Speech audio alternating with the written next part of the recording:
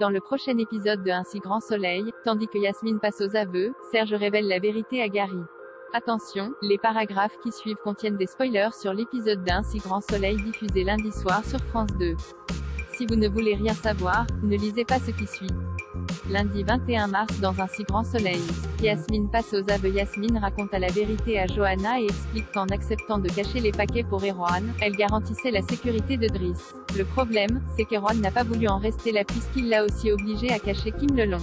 Yasmine a donc attendu que son fils soit transféré dans une autre prison pour mettre fin au chantage des rois. Si à première vue, le lien entre le transfert de Driss et la mort de Léo n'est pas évident, la concomitance de ces deux événements est assez troublante pour Johanna.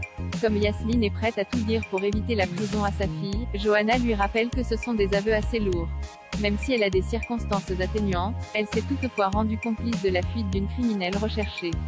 Yasmine risque donc une mise en examen pour trafic et complicité.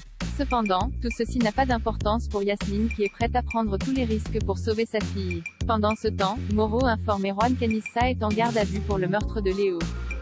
S'il sait pertinemment qu'elle ne sait rien qui pourrait permettre à la police de remonter jusqu'à eux, l'homme de main craint en revanche que Yasmine les balance. Bien qu'il soit certain qu'elle ne dira rien, Erwan conseille malgré tout à Moreau de faire profil bas le temps que cette histoire se tasse.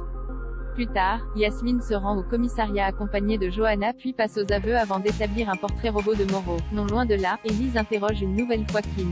Bien que la policière lui montre la photo de Yasmine, la détenue fait mine de ne pas la reconnaître.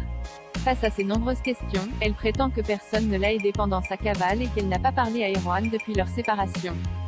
Yann questionne quant à lui Erwan qui nie avoir fait chanter Yasmine en échange de la protection de Driss et affirme qu'il n'est plus en contact avec Kim depuis qu'il est en prison. Lorsque le policier lui montre une photo de Léo, il répond qu'il ne le connaît pas. De son côté, Florent rencontre Anissa et lui apprend la vérité sur Yasmine.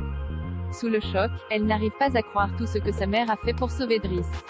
Au moment où l'avocat précise qu'Erwan n'est probablement pas étranger à la mort de Léo, Anissa accuse le Serge révèle la vérité à Gary au camping. Gary sollicite l'aide d'Henrik pour garder un œil sur Bourdet. Malheureusement, ce dernier refuse et lui conseille plutôt de se concentrer sur la gestion de son établissement. Gary décide malgré tout de n'en faire qu'à sa tête et attend que Bourdet quitte le camping pour fouiller son bungalow. Toutefois, Bourdet reçoit un appel l'informant que Gary s'est introduit chez lui. Immédiatement, il fait demi-tour mais Gary a eu le temps de s'échapper avant son arrivée. De son côté, Strassen contacte Maître Levar et lui raconte ce qu'il s'est passé. Strassen se montre clair, si Gary fait tout échouer, il le tiendra pour responsable.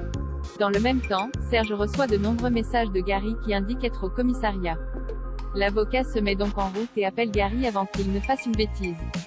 Comme il n'a pas encore été entendu, Serge le prie de ne surtout pas parler à la police.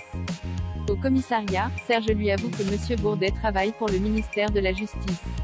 Sans rentrer dans les détails, il lui explique que le camping sert à aider des gens qui prennent part à des procès un peu délicats et qui ont besoin d'une protection rapprochée.